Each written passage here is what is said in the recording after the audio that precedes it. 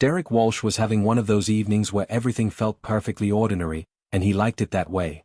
The sun was setting over his property, painting the sky in shades of orange and purple, and he was out in his vegetable garden with a watering can in one hand and a cigarette in the other. Not that he smoked much anymore, but sometimes after a long shift mopping floors at the Henderson Research Facility, a man needed 5 minutes of peace and a bad habit. He'd lived alone out here for 6 years now. The farmhouse was old, the paint was peeling, and half the shutters hung crooked, but it was his. No neighbors for 3 miles. No one asking questions. No one expecting anything from him. Just Derek, his garden, and the quiet hum of crickets starting their evening song. That's when the sky started screaming. At first, he thought it was a plane in trouble. The sound was wrong though, too high-pitched, like metal tearing itself apart. Derek looked up and saw something burning through the atmosphere, trailing fire and smoke like a dying comet. It was coming down fast. Real fast. And it was heading straight for his property. "Oh, come on," Derek muttered, dropping his cigarette. The thing hit his garden with a sound like thunder and a shockwave that knocked him flat on his back. Dirt and tomato plants rained down around him. When he finally sat up, coughing and waving smoke away from his face, he saw a crater where his best tomato plants used to be. Right in the middle sat something that definitely wasn't from around here. The ship was maybe 15 feet long, smooth and metallic with a weird blue shimmer to it, like oil on water. It was crumpled on one side, sparking and hissing, and there was definitely smoke coming from somewhere important looking. Derek stood there for a moment, trying to decide if he was actually seeing this or if he'd finally lost his mind.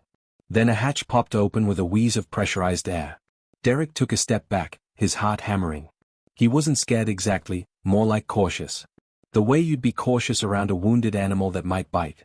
Something moved inside the ship, and then she fell out onto the torn-up dirt of his garden. She looked human enough at first glance. 2 arms, 2 legs, a head in the right place. But her skin had this purplish tint to it, and her hair was silver, not gray silver like an old person, but actually silver like polished metal. She wore some kind of armor that looked expensive and completely useless, all decorative and ceremonial. Blood was seeping through a gash in her side. Black blood. She tried to push herself up, said something in a language that sounded like singing and shattering glass mixed together, and then collapsed face first into the dirt. Derek stood there for another few seconds, looking at the unconscious alien woman bleeding in his tomato patch, then at his ruined garden, then back at her. He took a deep breath and let it out slowly. Of course this happens on a Tuesday. He walked over and checked her pulse. She had one, though it felt weird, too fast and with an extra beat that shouldn't be there. The wound on her side was bad, but not immediately fatal if he could stop the bleeding. Derek had seen worse during his time in the service, back when he was somebody else, living a different life. He grabbed her under the arms and started dragging her toward the house. She was heavier than she looked. The armor probably didn't help. "You picked a real bad spot to crash," Derek said to her unconscious form, grunting with effort. "Those were heirloom tomatoes. Took me 3 years to get them growing right. Getting her up the porch steps was a pain. Getting her through the front door was worse. He finally managed to haul her onto the couch in his living room, where she left black stains on the old cushions. Great. Add that to the list." Derek grabbed his first aid kit from under the sink and got to work. The armor came off easier than he expected, some kind of magnetic seal situation. The wound underneath was nasty, like something had burned and cut her at the same time. He cleaned it with antiseptic, packed it with gauze, and wrapped it tight. His hands moved on autopilot, muscle memory from field medic training he'd taken 20 years ago. When he was done, he sat back on his heels and looked at her. An actual alien. On his couch. Bleeding on his cushions. Derek walked to the window and looked out at the smoking crater in his garden. His neighbor-free, question-free, expectation-free life had just gotten a lot more complicated. He should probably call someone. The police. The military. NASA, maybe.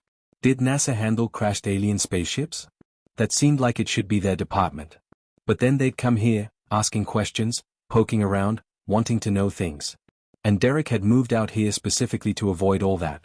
He looked back at the alien woman. She was breathing, at least. Steady enough. "Fine," Derek said to no one in particular. "But you're leaving the second you're healed. And you're helping me replant those tomatoes." He grabbed a beer from the fridge, sat down in his recliner across from the couch, and waited for her to wake up. Outside, the sun finished setting, and his quiet life officially ended. She woke up 3 hours later with a gasp that sounded more like a hiss. Derek was still in his recliner, halfway through his second beer and watching an old western on TV with the volume low. The alien woman bolted upright on the couch, then immediately grabbed her side and groaned. "Easy," Derek said, not moving from his chair. "You're gonna rip those stitches." She turned to look at him, and her eyes were the strangest thing about her. Completely gold, no white parts at all, with pupils that contracted into thin vertical slits like a cat's. She stared at him for a long moment, then touched something on her wrist. A device flickered to life, holographic and broken-looking, displaying symbols Derek couldn't read. "I am Queen." The words came out choppy and wrong, like her translator was having a stroke. "Kira, you will obey and serve." Derek took a sip of his beer. "I'm Derek. This is my house. You crashed in my garden." She struggled to sit up straighter, trying to look dignified despite the bandages and the fact that she was on a 30-year-old couch with duct tape holding one armrest together. "I am royalty. You must show respect." "Sure thing, Your Highness." Derek stood up and walked to the kitchen, came back with a mop and bucket. He set them down in front of the couch. "Bathroom's down the hall, second door. It's dirty. You can start there." Kira stared at the mop like he just handed her a live snake. "What is this?" "It's a mop. You use it for cleaning. If you're gonna stay here while you fix your spaceship or whatever, you're gonna help out. I don't run a hotel." Her golden eyes went wide. "I am a queen. I do not clean." "Then you can sleep outside." Derek picked up his beer and sat back down. "Your choice." They had a staring contest that lasted about 30 seconds. Derek had practiced being stubborn. 6 years of living alone and avoiding the rest of humanity had given him plenty of practice. Kira looked like she wanted to argue more, but she was injured, stranded, and clearly had nowhere else to go. She grabbed the mop with both hands like it was a weapon she didn't know how to use. "I will remember this insult," she said. "Write it down if it helps," Derek replied, turning back to his TV show. The next few days were weird, but Derek had learned to roll with weird a long time ago. Kira's translator got better as it repaired itself, and by day 3 she could speak almost normally, though she still had an accent that sounded like wind chimes and thunder mixed together. She was terrible at housework. Absolutely terrible. The first time she tried to wash dishes, she broke 2 plates and flooded the kitchen. When Derek asked her to vacuum, she somehow managed to suck up the living room curtains and jam the machine. But she kept trying, mostly because Derek made it clear that was the price of staying. "In my empire," Kira said one evening while attempting to fold laundry, "I had 10,000 servants. Each one would die for the honor of serving me." "Sounds exhausting," Derek said, showing her for the 3rd time how to fold a shirt properly. "For them, I mean. You do not understand. I ruled billions. Commanded fleets that could destroy planets. I was respected. Feared. Cool. Can you fold that shirt without making it look like you wadded it up and threw it?" Kira made a frustrated sound and tried again. They worked in silence for a while. Derek noticed she kept glancing at the photos on the mantel. The same ones she'd asked about the first night. He'd avoided answering then, and he planned to keep avoiding it. "Why do you live alone?" Kira asked suddenly. "Humans are social creatures. I studied your species when my ship was falling. You need community. Some of us do better on our own." "That is not true. You are simply hiding." Derek's jaw tightened. "And you're not?" "Pretty sure queens don't usually crash land on random planets bleeding and alone." That shut her up. She focused on the laundry with new intensity, her golden eyes narrowed in concentration. During the day, while Derek slept after his night shifts at the facility, Kira worked on her ship. She dragged parts from his shed, things he'd forgotten he even had. Old engines from a tractor that died 10 years ago, scrap metal, wiring from appliances that stopped working. She had tools he didn't recognize, things that glowed and hummed and seemed to work on principles that physics shouldn't allow. One afternoon Derek woke up and found her in his workshop, welding something with a beam of light that came from her fingertip. He just stood there in his pajamas, coffee mug in hand, watching her casually break the laws of thermodynamics. "Don't burn down my shed," he said. "I am calibrating the propulsion core. It requires precision and—" "Don't burn down my shed." She sighed but nodded. They fell into a routine. Derek worked nights, Kira repaired her ship during the day. Evenings they'd share the house awkwardly, her attempting chores and him teaching her basic things like how to work the coffee maker or why you can't put metal in the microwave. She learned that one the hard way. It was almost peaceful. Almost normal, if you ignored the purple-skinned alien queen currently struggling to figure out how a vacuum cleaner worked. Your people, Derek said one night over dinner, spaghetti from a jar because neither of them could really cook, they coming after you? Kira's hand froze halfway to her mouth. Yes. Eventually. How long do we have? I do not know. Weeks. Perhaps less. Derek nodded and twirled more spaghetti on his fork. Then you better work faster on that ship. You are not afraid. He thought about it. I stopped being afraid of things a long time ago. Fear takes energy. I'd rather save mine for things that matter. Kira studied him with those strange golden eyes. You are a very unusual human, Derek Walsh. Yeah, well. You're a pretty unusual houseguest. She almost smiled at that. Derek's shift at the Henderson facility ended at 6 in the morning, same as always. He drove home through empty roads, grabbed coffee from the gas station, and pulled into his driveway just as the sun was starting to paint the sky pink. The crater in his garden was mostly filled in now, and Kira had actually managed to save a few of the tomato plants. Progress. He noticed the front door was open before he even got out of his truck.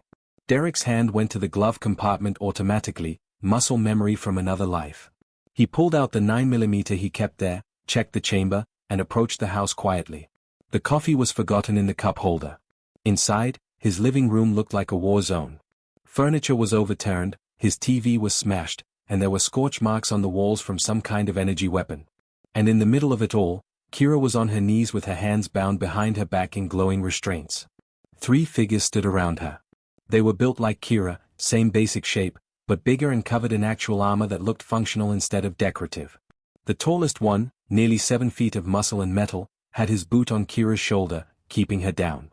Human, the big one said, his translator working perfectly. Leave. This does not concern your primitive species. Derek stood in his doorway, gun held low but ready. That's my couch you're standing on. Custom made in 1973. The alien laughed, a sound like grinding gears. You'll die protecting her? A failed queen who fled her own people. Nah. Derek set his lunchbox down carefully by the door. But you broke into my house. That's a problem. The second hunter, a female with silver markings on her armor, tilted her head. This creature thinks it can challenge us. How amusing. Krevnor, the third one said, sounding nervous. The readings from this planet. The gravity, the atmospheric pressure, the... Silence, the big one, Krevnor, interrupted. It's one unarmed human. He looked at Derek with something like pity. Last chance. Walk away. Derek glanced at Kira. She was looking at him with those golden eyes, and there was something in them. Not hope exactly, but maybe curiosity. Like she was wondering what he'd do next. He raised his gun and shot out the living room light. The room plunged into darkness, and Derek moved. He'd lived in this house for 6 years, knew every board that creaked, every piece of furniture, every angle and corner. More importantly, he'd spent 12 years in the army before that, 3 of them as a tactical instructor teaching soldiers how to fight when everything went wrong. The hunters had night vision. Derek could tell from the way they moved. But night vision needs light to amplify, and his house at dawn with the curtains closed and the lights shot out was as dark as a cave. He dropped low as an energy blast sizzled over his head, scorching the wallpaper his grandmother had put up 50 years ago.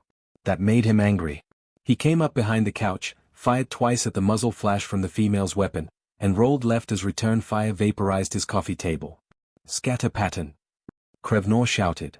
Find the human. But they were scattered in Derek's house, on Derek's territory, and Derek had spent 6 years arranging this place exactly how he wanted it. He knew the female was heading toward the kitchen because he heard her armor scrape the doorframe.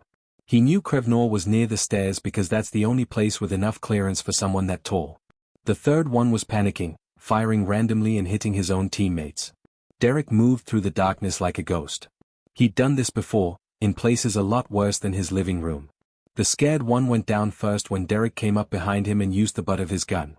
The alien hit the floor with a crash that shook the house. The female spun toward the sound and Derek was already moving, using her moment of distraction. He grabbed the standing lamp, the heavy brass one he'd inherited from his uncle, and swung it like a bat. It connected with her helmet hard enough to crack the visor. She stumbled backward through the kitchen door. That left Krevnor. The big alien was smart.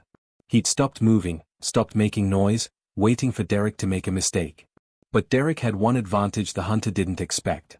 He reached the wall, found the switch box by touch, and flipped every breaker at once. The house woke up. Every light blazed on simultaneously. The TV sparked to life with a burst of static. The microwave beeped. And the hunter's night vision overloaded in a flash of white. Krevnor roared, clawing at his helmet. Derek stepped into the light and fired 3 rounds center mass. The alien's armor held, but the impact sent him stumbling backward. He crashed through the front window, landing on the porch in a shower of glass. Derek followed him out, gun trained on the hunter's head. Krevnor was on his back, clutching his side where the armor had cracked. The other 2 were climbing to their feet inside, weapons charging. "New deal," Derek said, breathing hard. You leave. Right now. "And you tell whoever sent you that Earth is off limits." Krevnor stared up at him. "What are you?" I'm the guy whose house you broke into. "Bad mistake." The hunters retreated to their ship, hidden in the woods behind Derek's property. As they powered up, Derek heard Krevnor screaming into his communicator. Words like Death World and Apex Predator and Abort Mission. Their ship lifted off with a crack of displaced air, leaving scorch marks on Derek's grass. He walked back inside. Kira was still kneeling there, her restraints flickering. Derek shot them with his last bullet, and they dissolved into sparks. She stood slowly, staring at him like she'd never seen him before. "You defeated 3 Krithian hunters. Without enhancements. Without armor." Derek looked around his destroyed living room. "They broke my lamp." Derek slumped against the wall, sliding down until he was sitting on the floor among the broken glass and splintered furniture. His shoulder hurt where one of the energy blasts had grazed him, burning through his shirt and leaving a nasty scorch mark on his skin. He could smell burnt fabric and something else, something chemical. Kira crossed the room and knelt beside him. Her hands were shaking as she examined the wound. "You are injured." Yeah, well. "They started it." "This is not a joke, Derek Walsh." Her voice was sharp, angry even. You could have died. Should have died. 3 Krithian hunters are trained from birth to kill. They have enhanced reflexes, superior strength, advanced weapons. You are just human?" Derek finished for her. "Yeah, I got that speech already tonight." She grabbed his first aid kit from where it had fallen near the overturned couch and started cleaning his wound. Her hands were steadier now, more confident. She'd watched him do this same thing to her 2 weeks ago. Funny how fast people learned when they had to. "You were a warrior," Kira said quietly. It wasn't a question. Derek didn't answer right away. He focused on the pain, let it ground him, keep him in the present instead of sliding back into memories he'd spent 6 years trying to bury. But Kira waited, patient, dabbing antiseptic on the burn with surprising gentleness. "Tactical advisor," he finally said. Army. "I didn't fight on the front lines. I was the guy who looked at maps and figured out the best ways to keep people alive. Routes, timing, contingencies. Chess with real people's lives as the pieces. You were good at it. I was great at it." The words tasted bitter. "Right up until I wasn't." Kira finished bandaging him and sat back on her heels. She didn't push, didn't ask the obvious follow-up question. That made it easier somehow, made him want to tell her instead of feeling forced into it. 12 years ago, there was a humanitarian mission in a place I can't pronounce anymore. Medical supplies, food, that kind of thing. They needed military escort because the area was dangerous. I reviewed the intelligence, ran the numbers, picked a route. Derek looked at the photograph on the mantle, still somehow intact despite the chaos. "My wife Amy was part of that mission. She was a nurse. Our daughter Rachel, she was 7, and Amy couldn't find childcare, so she took her along. I told her it was safe. I cleared the route myself." Kira's golden eyes followed his gaze to the photo. A smiling woman with dark hair and a little girl with pigtails holding an ice cream cone. The intelligence was wrong. Or old. Or I missed something, I still don't know. There was an ambush 3 miles in. Roadside bomb first, then small arms fire. My team responded fast, but... Derek's throat felt tight. Amy and Rachel were in the second vehicle. It took the worst of the blast. They died instantly. That's what they told me. Instant. Like that's supposed to make it better. I am sorry. Yeah. Everyone was sorry. The army was sorry, gave me a medal and a pension and all the therapy I could handle. My friends were sorry, until they got tired of me being sad all the time. My family was sorry, but they couldn't look at me without seeing what I'd lost. So I left. Found this place. Became a janitor. You can't screw up mopping floors, you know? Everything's simple. Dirt, mop, clean. No variables. No decisions that get people killed. Kira was quiet for a long moment. Then she said, I understand. Do you? I pursued peace. She stood up, walked to the broken window, looked out at the dawn. My people, the Crithian Empire, we built our power on conquest. For 3,000 years we expanded, dominated, took what we wanted. When I became queen, I tried to change that. I opened diplomatic channels. I signed treaties. I turned away from war. Her reflection in the broken glass looked sad, tired. My generals called me weak. My advisors said I was destroying our legacy. The people, they did not understand why their queen refused to give them the glory of battle. They said I had forgotten what it meant to be Crithian. But you were trying to save lives. I was trying to save souls. Kira turned back to face him. War had made us powerful, but it had made us empty. We had everything except purpose beyond conquest. I thought peace would heal us. She laughed, a hollow sound. Instead, they staged a coup. My own brother led it. Thousands died in the fighting, loyal soldiers on both sides killing each other. I barely escaped. So you ran. I fled like a coward, yes. While my people suffered for my failure, I crashed into your garden and destroyed your tomatoes. Derek actually smiled at that, just a little. Those tomatoes had it coming. Too much sun anyway. Kira didn't smile back. You asked me once if my people were coming for me. The truth is worse. They are coming for Earth. My brother, he fears what humanity might become. You defeated 3 hunters with primitive weapons and no enhancements. If the galactic community discovers your species, if you develop faster than light travel. She shook her head. He will not allow that threat to grow. So he's gonna wipe us out? The whole planet. He will make it look like a natural disaster. A rogue asteroid perhaps. The galaxy will never know humans existed. Derek stood up, testing his shoulder. It hurt like hell but it worked. When? Days. Maybe a week. My ship's distress beacon, they have been tracking it. They know where I am. Then you need to fix your ship faster. Even if I escape, it will not matter. They know about Earth now. So we fight. Kira stared at him. Fight? An empire with 1,000,000 ships? Derek, you cannot. Can't let people die because I didn't do something. Not again. He started picking up pieces of his broken furniture, clearing the floor. You said your people follow strength, right? That they think peace made you weak. Yes. Then show them they're wrong. Be strong. Not the conquest kind of strong, the standing up when it matters kind of strong. Derek met her eyes. You learned how to use a mop in 2 weeks. You can learn how to save your people and mine. For the first time since they'd met, Kira looked uncertain. Vulnerable. What if I fail again? Then we fail together. But we're gonna try anyway. That's what humans do. Outside, the sun finished rising over Derek's ruined property. Inside, an alien queen and a broken janitor started planning a war. The ships arrived on a Tuesday morning, exactly 3 weeks after Kira had crashed into Derek's garden. He was drinking coffee on his porch when the sky started filling up with them. Dozens at first, then hundreds, blocking out the sun like a swarm of metal locusts. They hung there in orbit, silent and massive, and Derek could feel the weight of them pressing down even from miles away. Kira's ship was fixed now, mostly. She'd worked day and night for the past week, barely sleeping, racing against a clock they both knew was running out. The ship sat in the rebuilt section of Derek's garden, humming with power, ready to fly.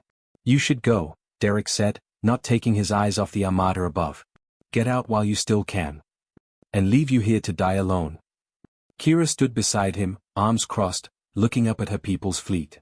That seems rude, after you taught me how to use a dishwasher.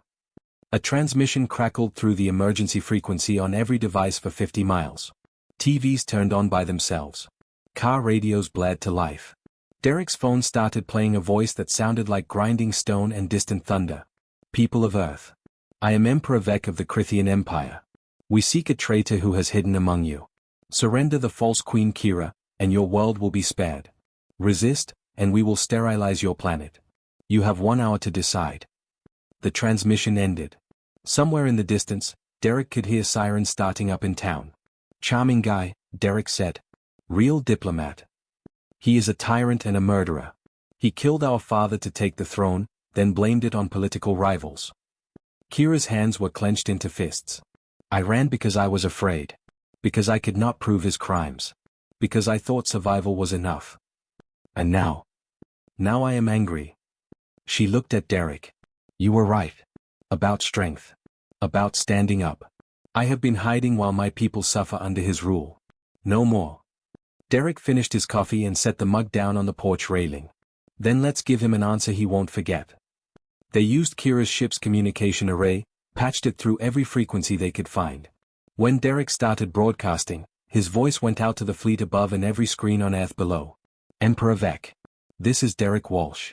You're currently parked over my house, and I didn't give you permission. Here's my answer to your offer, no. There was a pause. Then Vec's voice came back, confused. You are one human. We are an empire. Yeah, I noticed the ships. Real subtle. Derek leaned against Kira's console. But here's the thing. You're not here because of me. You're here because you're scared. Scared that if people found out your queen is still alive, they might start asking questions. Like how you really got that throne. Like why you're so afraid of peace. You know nothing of our ways, primitive. I know a bully when I see one. And bullies only pick fights they think they can win. Derek nodded to Kira. Your turn. Kira stepped forward, her voice carrying the weight of authority Derek had never heard from her before. People of the Crithian Empire. I am your queen. I did not abandon you. I was forced to flee after Vec murdered our father and blamed me for his crime. He told you I was weak because I pursued peace, but the truth is he was afraid. Afraid that if we stopped conquering, you would see him for what he truly is. A coward. A kinslayer. A false emperor. Lies. Vec's voice cracked with rage. Then prove it. Kira's golden eyes blazed. Meet me in single combat. By ancient law, the throne belongs to whoever can claim it. Unless you are too afraid to face one weak female in fair combat. The silence stretched for what felt like forever. Derek could imagine the calculations happening on those ships. The crews listening. The generals weighing options. The political nightmare of an emperor refusing a formal challenge from the rightful queen. Very well, Vec finally said. But when I kill you, this planet burns anyway. If I lose, Earth is yours to spare, Kira countered. Ancient law. Witnessed by both our fleets. Something changed in the sky. Half the ships started moving, breaking away from Vec's formation. Kira smiled. The Loyalists. They have been waiting for me to return. The battle lasted 6 hours. Derek watched it through Kira's viewscreen, human satellites tracking the whole thing. It wasn't like the movies, no dramatic explosions or heroic speeches. It was ships maneuvering, firing, retreating. A chess game played with lives and metal. When it ended, Vec's flagship was crippled and drifting. Kira stood on the bridge of her reclaimed command ship, and her people, the ones who had always believed in her, cheered her name. She offered Derek a position as Earth's first ambassador to the galaxy. He turned it down but accepted a communication device, a small crystal that could project her hologram anywhere. 6 months later, Derek knelt in front of 2 graves in the town cemetery. Fresh flowers in his hands, the kind Amy used to like. Rachel's favorite color had been yellow, so he'd brought sunflowers. I met someone, he said to the headstones. Her name's Kira. She's bossy, terrible at housework, and she's currently negotiating Earth's entry into some kind of galactic council. It's complicated. He set the flowers down carefully. But I think you'd like her. She reminds me of you, Amy. Stubborn. Believes in doing the right thing even when it's hard. A hologram flickered beside him. Kira, in her formal robes, looking tired but happy. Derek. Am I interrupting? Nah. Just visiting. He stood up, brushing dirt off his knees. How's the Empire business? Exhausting. I miss your couch. It's still got your bloodstains on it. Adding character. She laughed. I have a break next month. Permission to land in your garden again? Derek looked at his rebuilt vegetable patch. The tomatoes were growing strong, mixed now with some kind of alien plant Kira had given him. The hybrid fruits glowed faintly at night, tasted like strawberries and starlight. Tuesdays are good, he said. But you're helping with the weeding this time. I am a queen, Derek Walsh. And I'm a janitor with a mop and high expectations. See you Tuesday. The hologram faded. Derek stood there for a moment longer, looking at the graves, then at his garden, then at the sky where ships occasionally passed overhead now. Earth wasn't alone anymore. Neither was he. He walked home, past the rebuilt porch, through the door he'd finally fixed. Inside, everything was clean, organized, peaceful. But not empty. Not anymore. Derek Walsh had spent 6 years hiding from the world. Then the world, quite literally, crashed into his garden. And somehow, in helping an alien queen learn how to use a mop, he'd learned how to live again. Funny how life worked out sometimes.